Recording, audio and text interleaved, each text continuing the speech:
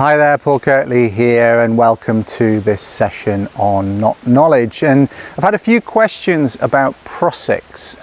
It's a set of questions that I get fairly regularly about what Prusik do I use on tarps, how do I attach Prusiks, and I think a lot of you probably have some understanding of the Prusik that I do use on tarps, but I'm going to just make sure that you're aware of how to do that.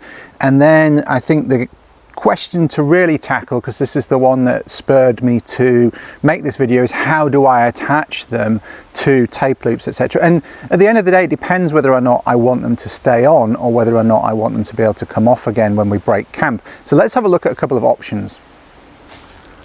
All right, so I've set up a line across here, and it's quite a hefty line, and it's really there to simulate what we might have if we were setting up a large tarp, a group tarp, for example. What I want to do is think about how, if I've got a tape loop, I'm going to attach a Prusik onto here. And the first thing I want to remind you of is the cow hitch, or the lark's foot. So we're going to double over a piece of cord, and I hope this is contrasty enough. I specifically chose some black cord and some orange cord. So that's the lark's foot there. So I just tied it from my perspective before, but let me tie it the other way, like so. So you can see it from your perspective, okay, and that's where we're at. So we've just got that loop, like so, there. We're just passing it back through. So that's the basis of what we're going to do here. So if you can do that, you're well on your way to being able to do the Prusik. What we're going to do now basically is the same way. We're going to go around again and back through that loop. So it's doubled up, like so. Right, and that is a classic Prusik. That will now slide,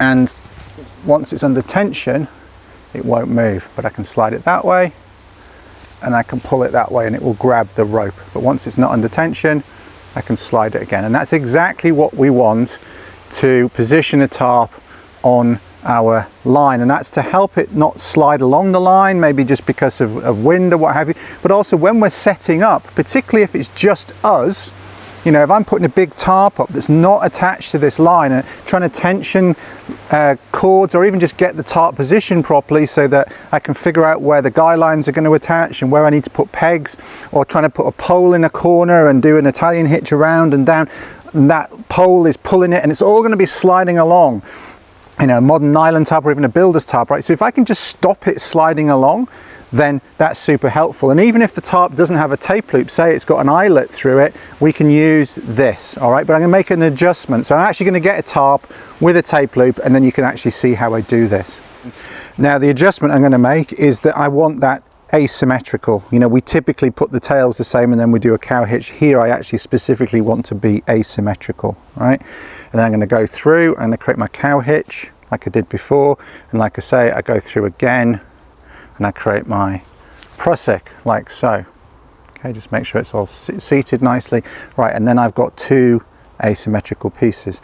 Right, then I bring my tarp into play, and here I've got a tape loop, but it could just be an eyelet in the right place.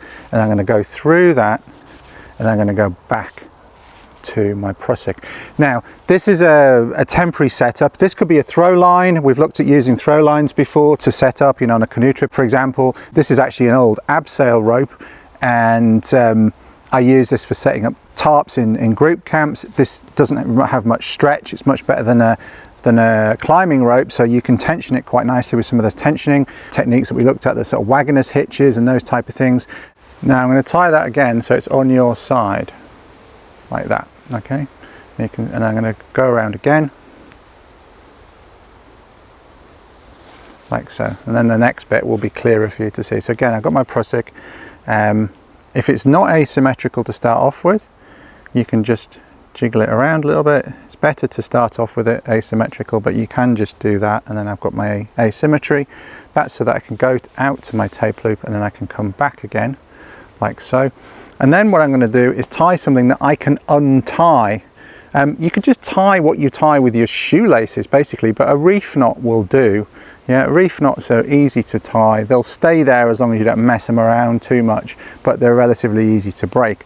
And then I've got my Prusik, and that will sit where I want. Now it doesn't have to be as long as that, obviously. I've just tied it so you can see exactly what's going on, but that is how I do this. So I don't want this to stay on here. Once I've finished, I want to be able to dismantle this, and I want to be able to take this off. Now what you might think, well, I might lose my Prusik loop. Well, that's fair enough. So what we could do actually then is pop this on here. We can actually do a cow hitch there, so it's attached, so you don't lose it off your tarp, and then you just need to figure out how do we then tie it. Okay, that's asymmetrical. Right, can we see that? Yes, we can. Okay, now before I go back across, what I need to do is I need to do two wraps, like so. And then I need to end up coming back through here, so I need to go round the back, then I need to go around the back again and back into the middle. So that's the same Prusik that I tied originally by taking the cow hitch and then going back around itself. I've just done it from one end round, round, round. Okay, and then we just need to tie off again with, say, we can sort of tweak that, but that's our attachment point again. Then let's pull that down so it's nice and tight. That's there. Okay, could you use a rolling hitch there? Yeah, you could. Yeah, but people ask me about Prusiks. Yeah, and that's how I do it. So either just tying it initially and then through the loop, or keeping it attached to the loop and then just whapping it round and then tying it off. But the point is that I just use a reef knot here because it comes undone really easily, and I can pull that out and then that's still attached to there if I want it attached to there, or just pull it off and just loop it through to keep it there. So that's what I do when I don't want the tarp and the ridge line, sorry, staying as one piece, and I want to be able to do this as and when I want to. Okay, let's have a look if we want to tie this permanently next.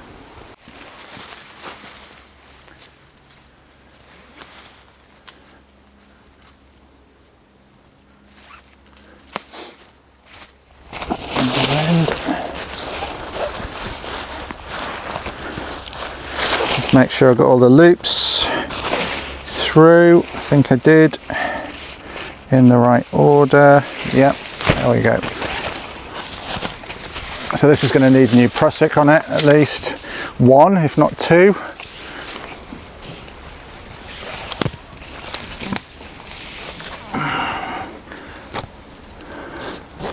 So those are just the knots in the core course that we use for tying the tarp up. A Venk hitch at one end, taut tarp hitch at the other. Right. Now, like I say, if you're setting this up and you come along to set up the guy lines and you start moving this around, it's just going to slide along here. So even though it's kind of captured, it can't come off the line because the line's tied to the trees and we're through every single loop here. It can slide along in the same way as if I just draped it over, it could slide along, and I want this to be fixed. So I want to put some Prusiks on these tape loops.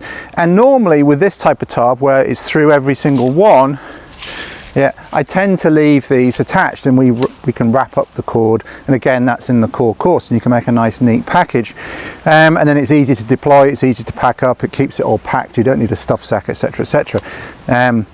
But like I say, the addition of Prusik on here is really, really useful. So it's exactly the same Prusik as we tied before, and it's going to be a little bit harder to see because I'm going to use some green cord on green cord, but this is actually what I use. So this is the same tape loop as I was using before, and you can see it's just going to slide around unless I do something. And let me just find, I've got some of this 2mm, it's just 2mm utility cord. I go through there once, just go around again, twice, there we go. So there's our Prusik. We'll stay where we want it. Now come through there, longer side through there, like so. All right, now single fisherman's is absolutely fine, and remember that's just two opposing overhand knots, okay, around the opposite end. So I'm going to do that one through there, back through there, like so. So I've tied an overhand knot there, and there. I've tied another one there. Hopefully you can see that if I put my hand behind it. All right, and then I can pull those two together, and that's going to form a knot that's not going to come undone, unlike it will now, because I haven't really pulled it tight. And the concern I have here is there's probably a bit of excess cord here, because I used a length that you can see what I'm doing, so my fingers aren't too much in the way. I've actually got more than I would really put on here. I'd go for something about that length in reality. So let's do that. So I'm going to bring that up, tie that around, come through there, like so, and do the same the other way, and the other one. So there's my single fisherman's. Just make sure that's focused for you. It's hard to get this to focus. There, two opposing overhand knots. Now if I pull it really tight, that ain't coming undone. Okay, and then that's going to stay on there without any concern that I'm going to lose it. I'm going to tidy that off. I'll melt the ends again.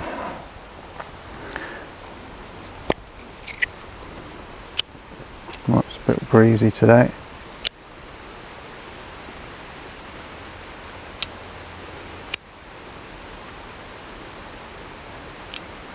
And there we go. Now of course I could have even shorter ends on there, but it's a bit fiddly to tie. But that is now fixed, and that will not come undone.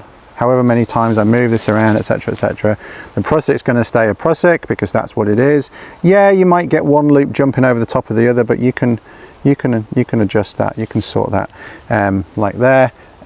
This single fisherman's is not going to come undone, and that's what you want. It's exactly the same reasoning that I would, you know, put a fisherman's knot, and it's a double fisherman's there, just because I like it better in that situation. It looks nice, and it just forms this like solid mass, and you can have really short tails on. For this application, I wouldn't do that on Prusik loops, for example, but on a lanyard for my Swiss Army knife, and that's been on there for ages, a few years certainly.